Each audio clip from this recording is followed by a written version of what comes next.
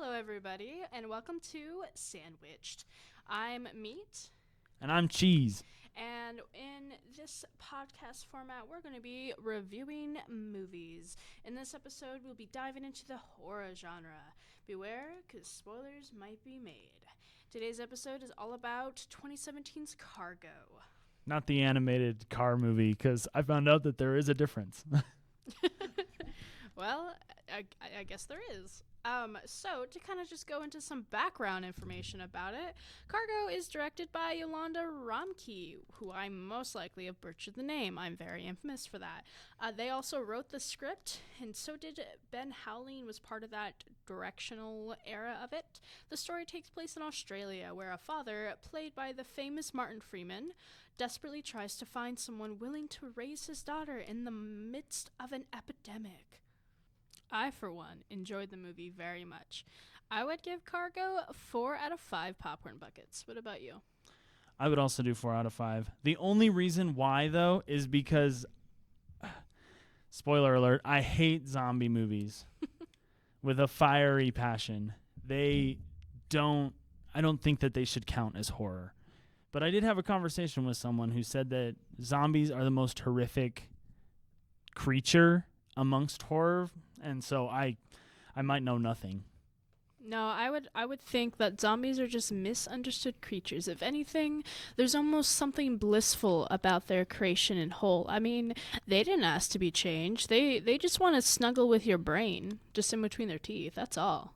That's fair. I will say that this is my favorite zombie movie I've watched, though, just because of the fact that it kind of started off with ignoring all the basic tropes that are in zombie movies in general.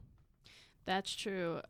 Definitely the major part about that too is it didn't start in like typically most zombie movies start with like ground zero, who got turned first or what an outbreak happened, yada yada yada. This one is I don't know how long after it takes place, but obviously it's been such a long time that they've been able to do like scientific studies or make a emergency I got infected kit. You know, it has info guides to look for the symptoms as they go by in like a timed frame. There's even this band they put on your wrist that counts 48 hours, which apparently is how long it takes to get turned into a zombie.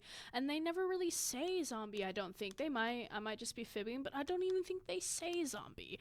And you even barely see zombies. I think the most time you see zombies is the middle of the film, and that's really it, besides them having like spoiler their head inside of a hole, which is a weird symptom apparently, and then it comes with a spike where you get to just off yourself so you don't get churned too soon.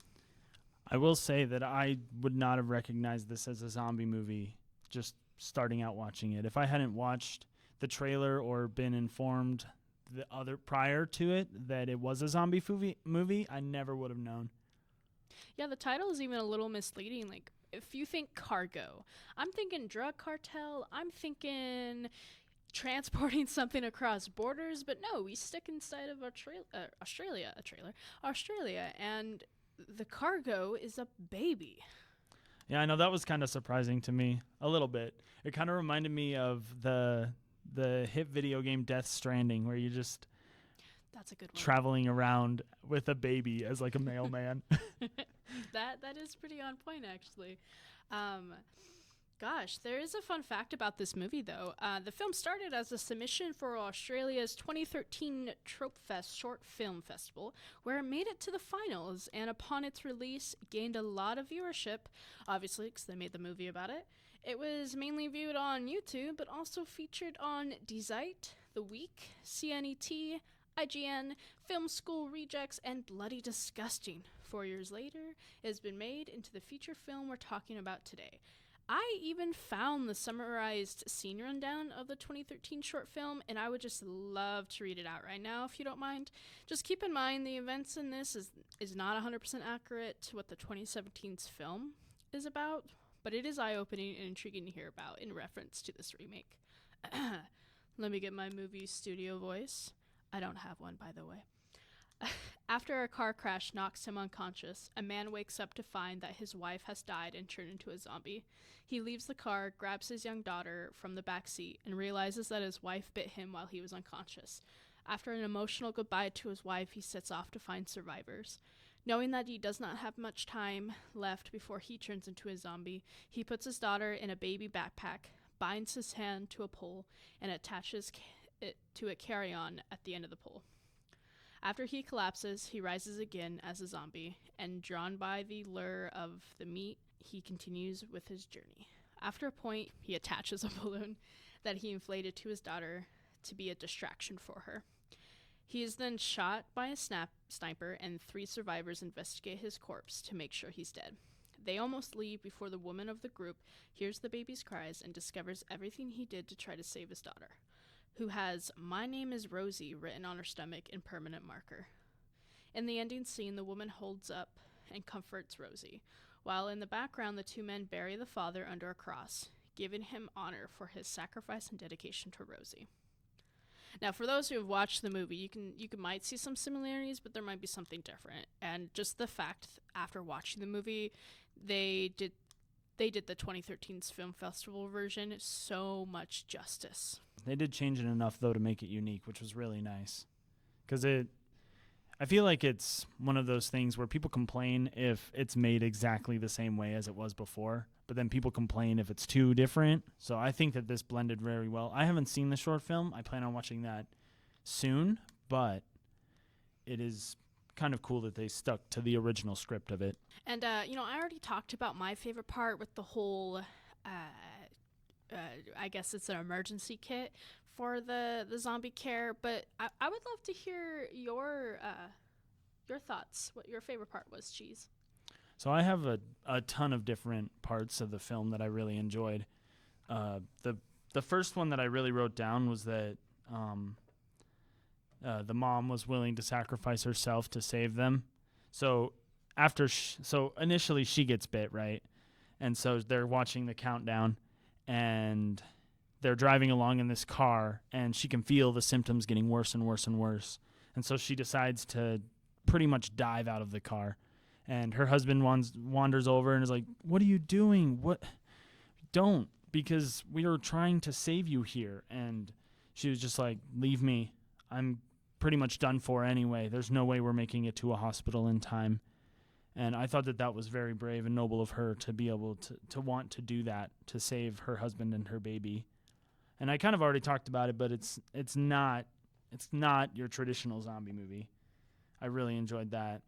What's so crazy about that part is I'm pretty sure she had like 40 hours still on her band, which I get it. Like, it's so noble, and it's so, like, she doesn't... Well, I think she was progressively getting worse, so maybe she only had 20 hours, if I'm not mistaken. But that's still half the life cycle. And obviously, the psychological torment you're going through as you're changing and noticing things that are happening is just terrible. But, I mean, there's still time.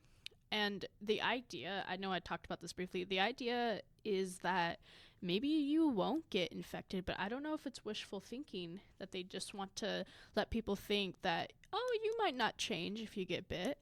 And I think they were holding on to that, and it was just a little bit too much for her. I also kind of think that played into the basic trope that we see in other zombie films, where the person that you know has turned and you're just trying to be, or is on the brink of turning, and you're trying to be empathetic and be like, "Listen, you will survive this," but then everybody already knows how it's going to turn out. You're going to churn. So that was really cool. In the end, like we already talked about, the father ends up giving up Rosie for her safety. And I found out about halfway through the movie that the father's name was Andy. So it was really good at making it focus on the characters rather than what their names are, like their characteristics versus who they are. And I like that. I like that idea that a person is only defined by what they do versus their name. But did we mention Martin Freeman plays this Andy character, the father? Probably the most noticeable character at all in this movie. I mean, for all you cool cats out there, he does play Bilbo Baggins in Lord of the Rings and etc. I don't think there's any other notable characters. I did hear there's a girl in it. don't know which woman it was, but she plays in a few other movies apparently that aren't very notable, but my therapist says they are. And weren't you the one who said that there's someone who made their debut in this movie? Yeah, the character of Toomey, I don't know her actor's name. I just really like the character, so I remembered her name. That actress made a debut in this film, and she did really well. Speaking about actors and actresses or characters or favorites, my favorite is Josie, and I don't think her name was ever said in the movie. I had to look up just for reference, but it's actually Toomey's sister, the one who's in charge of the burn group, I guess. That's my favorite character, and only because she's like head in the head poncho of this task force that travels around burning and killing these zombies in the surrounding area. And she is just a powerful female role in this that only wants the best for her grieving sister, Toomey. And she just has the capacity to see past a one-track mind and see things how they are. She shows compassion towards Andy as he's there with Rosie, and then he also has that compassion for her sister as well, with their father dying and whatnot. So, 10 out of 10, she's my favorite character. That is fair, Meat.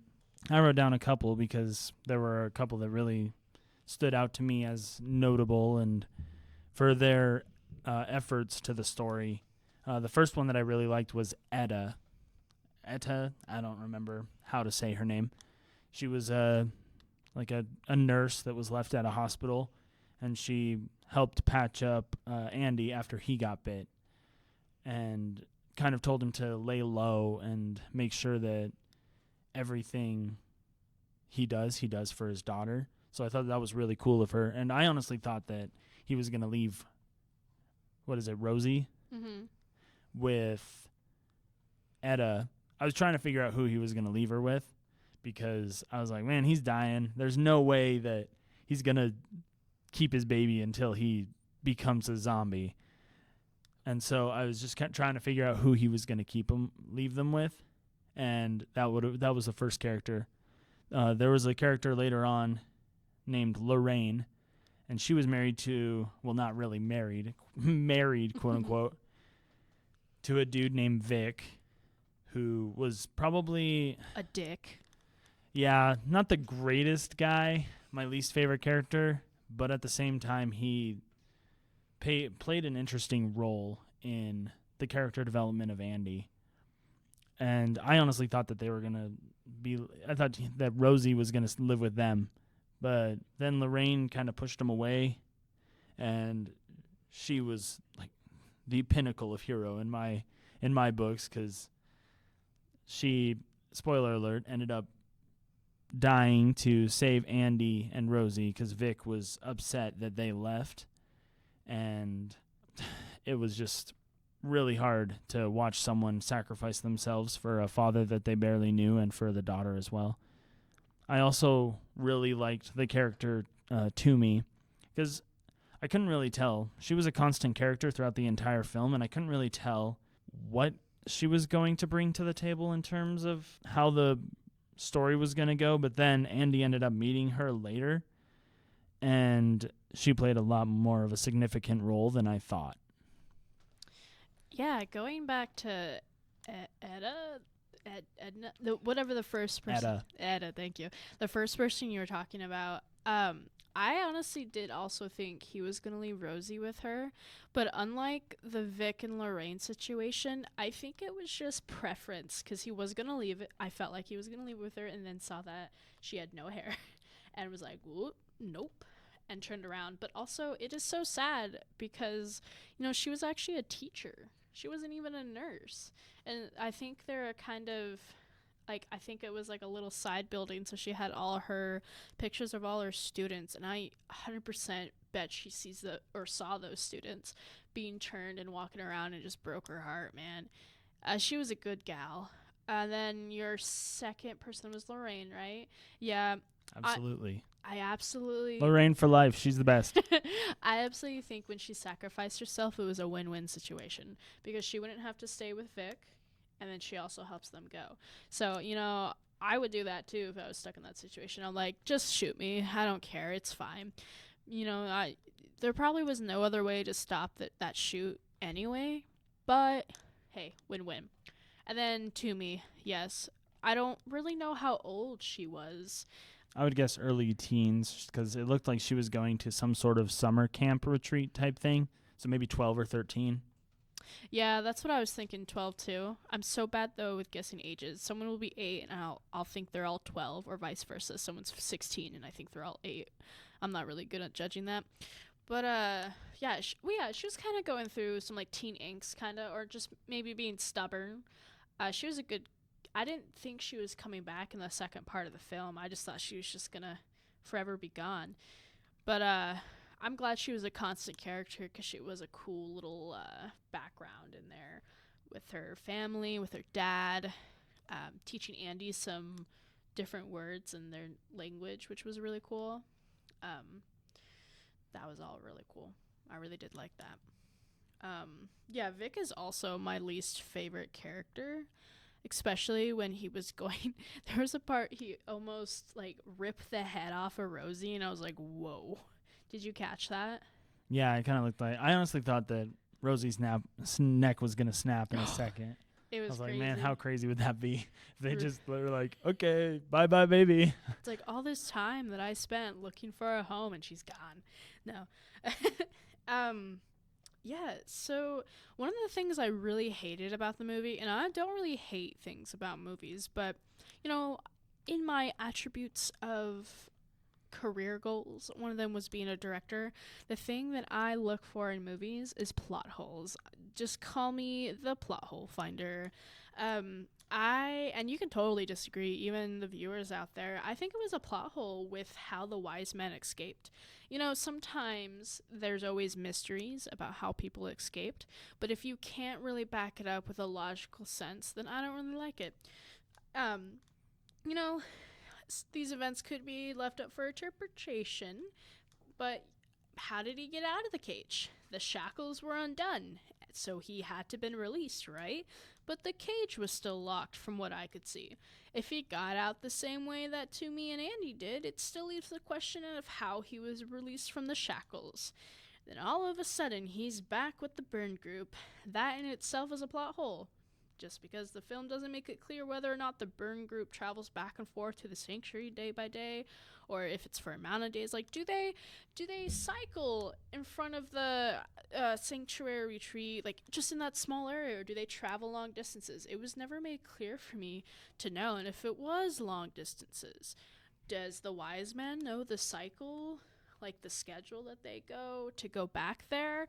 If it's a tiny area, like how is Vic's where he's set up now? How is that not too close to the sanctuary? Because I feel like Vic would mess them up over there or set bombs or whatnot. And if it is close to the sanctuary, how would they allow, like the Byrne Group, how would they allow Vic to have these people captured for this reason? Wouldn't they see it?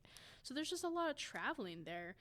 And sure, the wise man could hold himself up, but he being after locked up with no food or water, he kind of looked pretty, lethargic. But I don't know.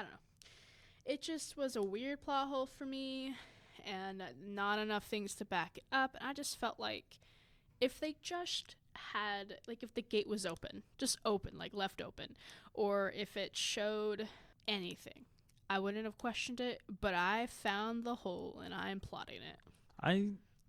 I don't know. I have a hard time with that one just because I just assumed, based upon the fact that he was with the people at the end, that that's where he went. You know what I mean? Like, I just assumed that they came and got him, and then in a similar way, after Toomey and Andy escaped, they went and looked for him. No, but they were surprised when they saw the wise man, because the wise man killed one of the zombies, and then they looked up and they, like, nodded with Josie and all of them.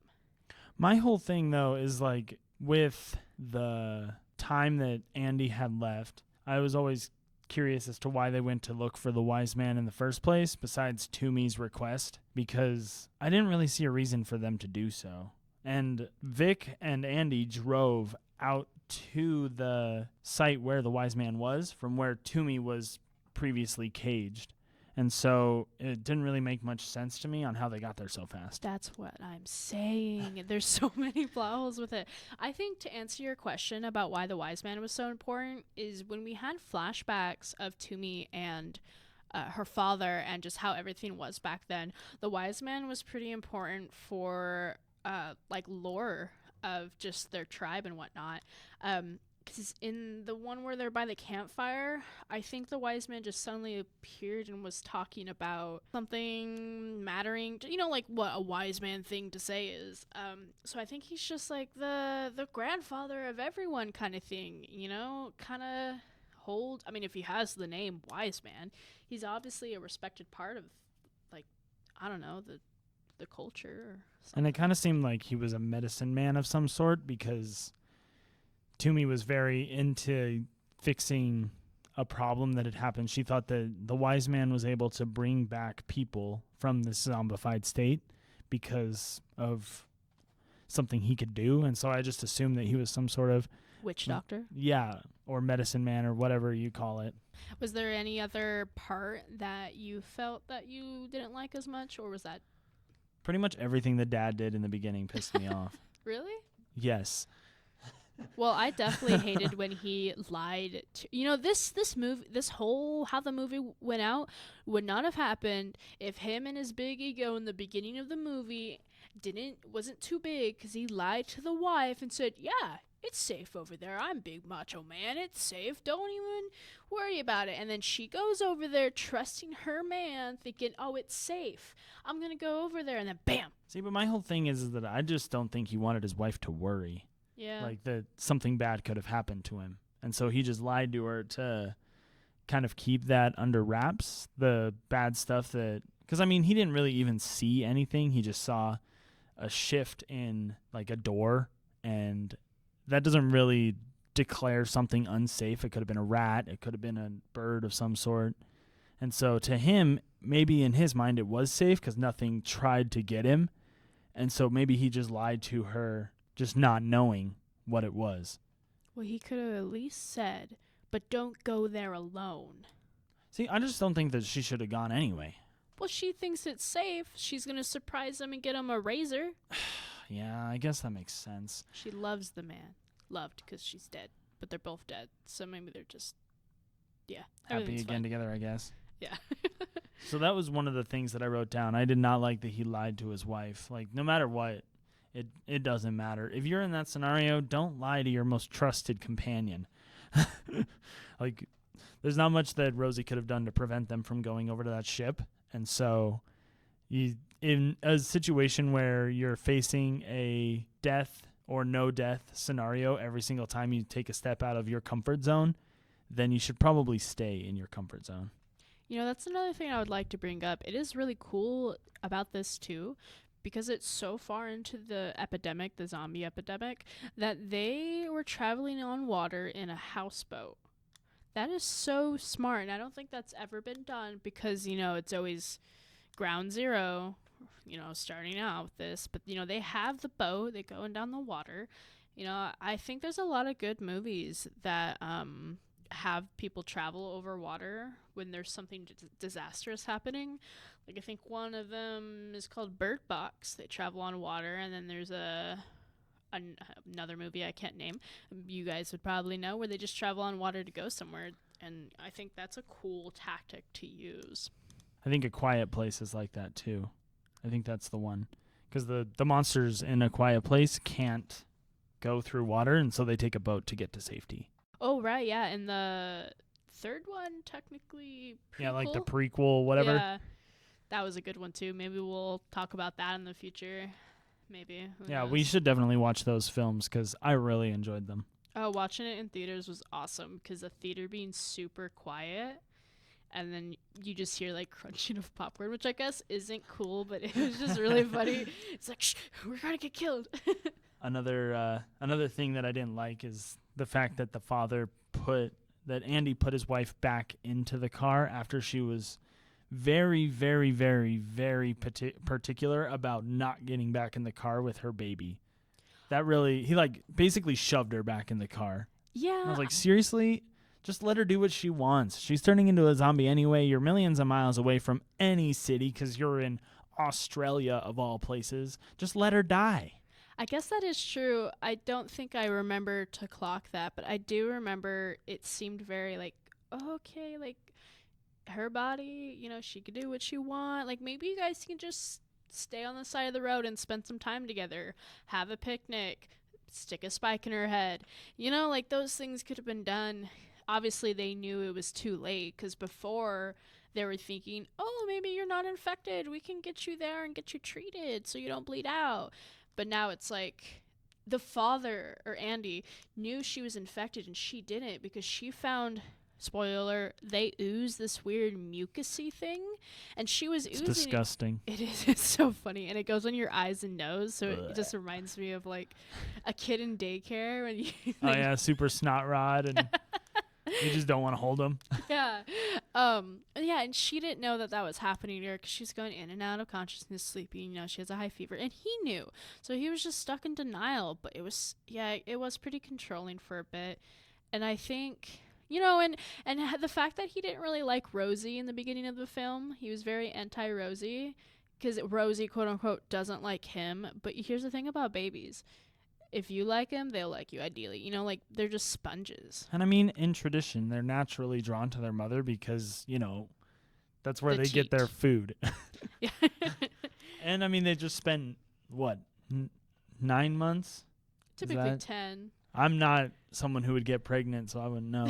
But, there's a connection there that just isn't there with men. And I think that sometimes we just kind of let that ego get to us, as was in Andy's case, and he just kind of, he was like, but he did kind of turn around near the end, and after his wife died, he figured it out. Okay, but do you think if he never got bit, do you think he would still try to give Rosie up? Oh no, he would probably find a place to settle with her. I don't think he would have given her up, which was another thing that I didn't really like about the movie, is because, again, they weren't ground zero, but still, they knew enough. And I get it. They had a car crash, and all this stuff happened between him putting his wife back in the car and all this other stuff. He tried to reach into the back to grab Rosie and make sure she's okay. And then his wife just bites him. So stupid. And I'm like, seriously? You've been living with this for probably months, maybe even years. I don't know. You couldn't really tell. It's Australia. It all kind of looks the same no matter what. But I was like, seriously? You should have known this would happen, of all things. Right, just so stupid to reach her arm, get out of the car, and go to the back seat. Obviously, I don't even remember her name. The wife was just strapped in with the seatbelt. Obviously, and she's pinned by the wood or the tree or something. She something. got stabbed right through her gut, which is why she died way faster than expected. Yeah, she's not going anywhere. Why did you do that? I don't know. I guess adrenaline and trauma or whatnot does a lot to you. He was passed out for a couple seconds. So yeah, honestly, I am a firm believer that he would have still have tried to get rid of Rosie if he didn't get bit, because that's how much I felt he was disconnected from Rosie in general. I don't know. I always go back to the father-daughter relationship kind of thing. Not only really that, but it was all that he had left of his wife was his daughters. So in that perspective, I don't know that he would give her up for anything really. Even after he was on the brink of death, he still carried his daughter to the tribe. Do you think he would have been like that other family he saw? Well, not okay. If they all survived and didn't get bit, yeah, they would probably try to stay alive. But if you remember the family on the side of the water, how the father wanted to kill all of them because he was bit, which is that's a good actor. I don't remember what his name is, but he's a good famous actor who's in a lot of movies. He's got a big chin. Not chin, a square chin. I don't know. You look up the movie, you figure it out. He's in a lot of good movies, plays a lot of good dad roles. But he gets bit somehow, and it reminds me of Little House on the Prairie on how they act. But he just decides to kill his whole family. They're like, help me dig, and they're digging their graves. But that's pretty intense. If I wonder if he would have done that eventually. Well, maybe if the wife died too. Like maybe he couldn't raise her on the own, and he only was motivated to find other people because he was bit. But I wonder if he was never bit, if he would still try to find people or go to that sanctuary or what. That, I don't know. I think that he would still look for somewhere else to belong, just because living alone is not 100% ideal for our psychological welfare over an extended period of time. And so I can honestly believe that he would look for other people just because he would be interested in finding somebody else that isn't his baby. Because kids take a little bit to grow up. So, Yeah, some cases it takes 30 years. yeah. Yeah, the thing to change about the film would probably be to have more connections. I felt there wasn't enough connections in the film. And maybe that wasn't the intention, but if I was directing this movie, I would have made more connections. That in itself, it's a controversial opinion, as some people can think connections in disaster movies are just overrated. This film might also have had that direct image in mind to feel disconnected just because it's an epidemic, you know? Obviously, we all lived through COVID-19 and we felt disconnected. This movie was obviously before that, but it's still that same trope to feel that disconnection when we're under a crisis. Towards the end of the film, it would have been cool to have small connections be made. For example, if I was directing it, it would have been cool to realize that Toomey's sister, Josie, my favorite character, the real MVP in my mind, it would have been cool if she knew Rosie's mother. Like, in the past, maybe not made clear. Like, obviously, maybe Toomey wouldn't have known, but let's say there was a photo with Rosie or something, or maybe Josie would recognize Rosie and recognize the father or something. Maybe the characters, like maybe there were nurses. I don't know what the mother did in the past, but maybe there were nurses together or whatnot, or maybe at one point it was the godmother or something, and it's like, oh my gosh, like wouldn't that have been really wholesome in the end to know that Rosie went with like her godmother or someone in the past that they just disconnected, like long lost, like wouldn't that have just been a great ending? Can I be honest with you? You're gonna tell me no. No, I'm not going to tell you no. I'm going to say I didn't even know that was Toomey's sister. The entire movie, I thought it was her mom. You are so silly. They talk about it in like at one point where either Toomey or the girl says like, "Oh, where's my sister?" or something like that, or "Oh, I'm running." I don't know. It was said in the movie. It was so clear. I swear to you, it was so clear. I probably wasn't paying that much attention then because I was trying to figure out what I wanted to write down. But also, it doesn't surprise me that it was her sister because now thinking about it, they're a lot closer in age than a mother-daughter relationship. Yeah, and then the father had gray hairs. Come on. Well, I guess some people can have gray hairs at like 12, sadly. But like the father was definitely aged. It's not sad to have gray hairs at 12. That's awesome. Yeah, but you know, it's sad, not meaning like, oh, boo-hoo. I know, but if you're 12 and you look in the mirror and you're like, man, I got grays, this is disgusting. Because you're already like insecure or whatever. Yeah, yeah. So that's what I'm that meaning. makes sense. Like, more power to you. A little touch of gray goes a long way. Oh my gosh, that rhymed. That should be the That must be it's true. Yeah, yeah. Next slogan. So the thing is, though, is like, I don't know that was actually their dad. I think it was just a father figure type just because of the fact that he was like a camp counselor kind of guy who watched over kids and helped them out. But she called him his dad. Yeah, but didn't she say that all the kids call him dad? I have no idea. I don't think I paid attention. There were other kids there, but maybe he was just one of the mains, you know, limited cast. They're only going to cast one dad and then some side guys in the Burn tribe. You know, he's the only one who gets lines. I think he was the actual dad because it was the sister who killed him, her father, and then hung up the jacket. And it only showed those two girls interacting with the father. I'm still kind of convinced that it wasn't actually their dad, but that's beside the point. That could be true. You know, wise man's everyone's grandfather. Dad is everyone's dad. Sister's everyone's sister, you know? Tree's everyone's tree. Yeah. Do you have anything else to say about the film? The thing that I would change, I just hate it when kids are a part of horror movies. Why? Not like kids, but like the dad who blasted his kids. Oh, yeah. Like I hate it when kids are involved in that perspective Mhm. where they're just like whatever. It was a dad who was in dire moments. I'm sure that there's a lot of people out there and in a similar, if they were in a similar situation, would be like, okay, well, it's time to be with my family. Like if you're someone who believes in God or whatever, and you're like, well, maybe it's better on the other side than it is here, because obviously here ain't great. But I don't know.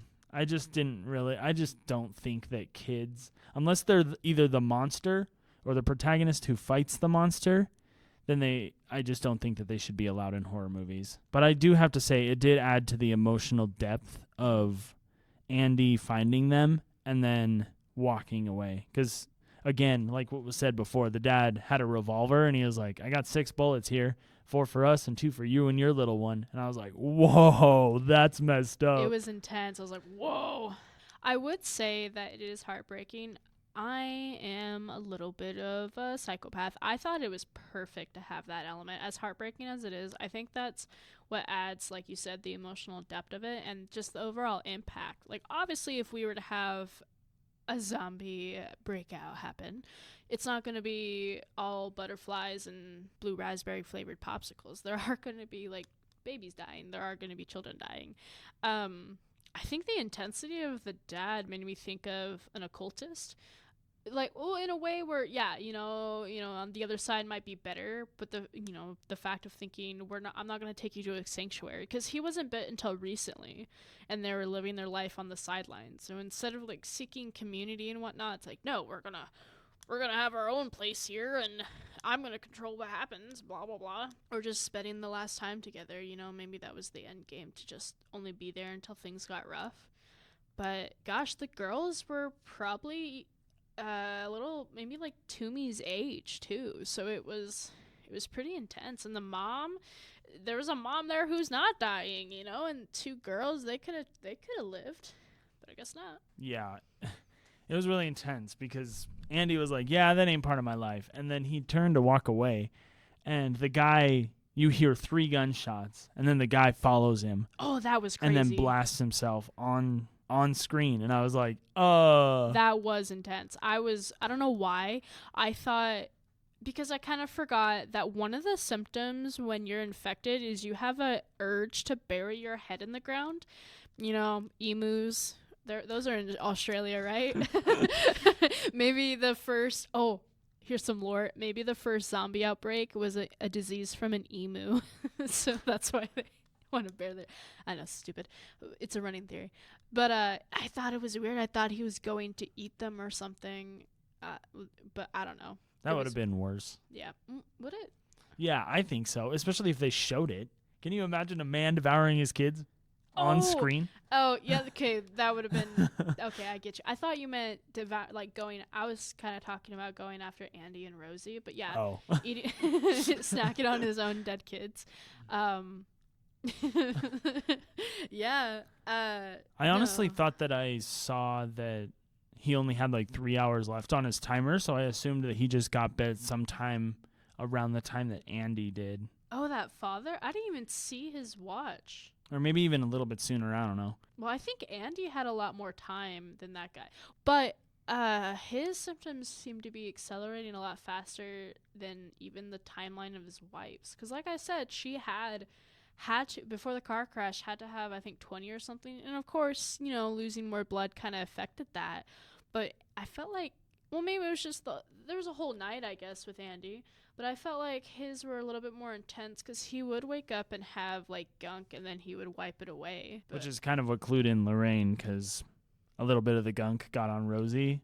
Mm-hmm. And I was like, wow, that's gross. Dude, you got a snot rocket on his daughter? I thought Rosie was infected when I first saw that. Like, in the car when the mom saw some on the back of the seat, that was the first time I think we saw the gunk, and I'm like, what the heck is that? Did Rosie have an accident on the back of the seat? Like, oh, or I thought there was a zombie or something in there. But and then when it was on Rosie's belly, yeah, I thought Rosie was going to or was infected somehow, which would have been really weird, like a zombie baby. Like they spent all this time trying to get her to a family, and then in the end, Rosie just infects the whole community, and the sanctuary's gone. Oh, what if that's still the running theory? Like, what if? I don't know. That does make me wonder, though, if maybe in the beginning when Andy went to go search the other boat, if perhaps there was some sort of goo that he just didn't notice because he was so focused on looting rather than making sure that everything was hunky-dory before he decided to take something with him. Right, like you should always do a walkthrough to make sure everything's clear. I mean, I don't know about a walkthrough, but like maybe make some sort of noise to make whatever you're up against to make sure that something happens.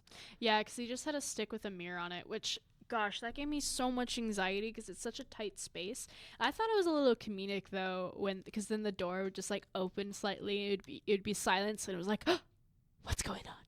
And then he would go back to doing it, and then it would flash to the door again, because it's like one of those boats that have a slider bathroom door, like a fake wood, plasticky shuffle. I don't know how to explain it.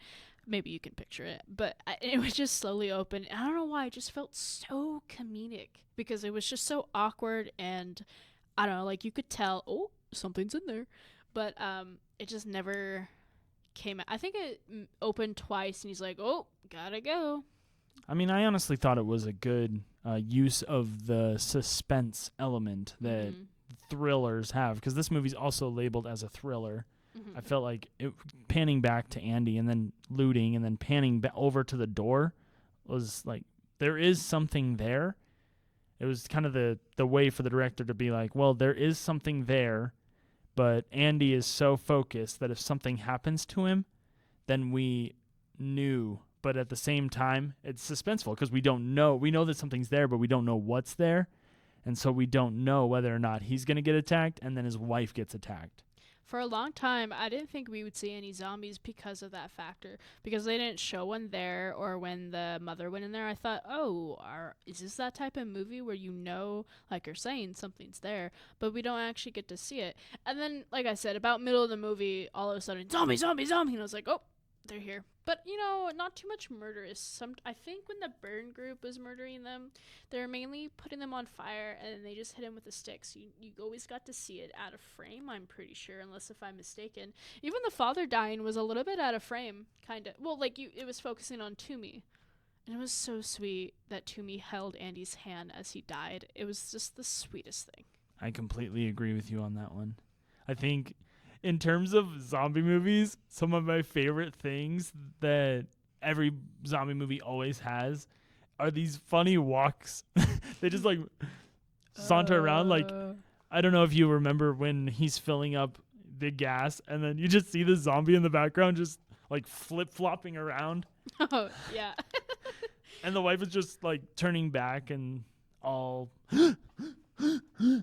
like, what's going to happen next? Is my husband going to be okay? And then he finally notices that she's like looking around and then figures out that there's a zombie out there with him. That was a good use of suspense in that scene too. I feel like the suspense was really good in the beginning. And then I don't feel like there's any subtle way. It was a good kind of change of pace in the movie. I do appreciate that. And I think that's why this movie won good awards throughout. I mean, of course, it's not how the short film was, but just the overall, I did read something, don't have any information about it, but I did read something where it did have a cool award. Maybe it was Netflix. I don't think we mentioned, but the movie's on Netflix, and I think on Netflix it did Netflix produced it, but and it's also a Netflix exclusive. Yes. So for those normal people out there who can buy subscriptions and whatnot, it is on Netflix. But for those who suffer, do not pirate it like my cohort here did. It isn't pirating unless you download it. That's what I learned. Don't find us FBI or police people or pirates. We're not endorsing piracy here at all. You should probably watch it on the subscription service that it's come out on, or wait until Netflix decides to release it on DVD. Or phone a friend. I know Netflix doesn't allow you to, like, if you have different IP addresses, you can't give your login to some other people. But, maybe you can get, like, a VPN thing to kind of stop it. Boy, I have no idea. No, that's above my smarticles. Watch it and enjoy it because it's actually a really good movie. I was really impressed.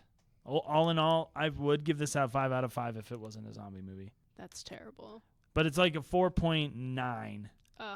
I'm stuck on a 4. It was a great movie, but I definitely have other favorites. Besides a thriller horror, it's also a drama, and I'm not usually a lover of drama films.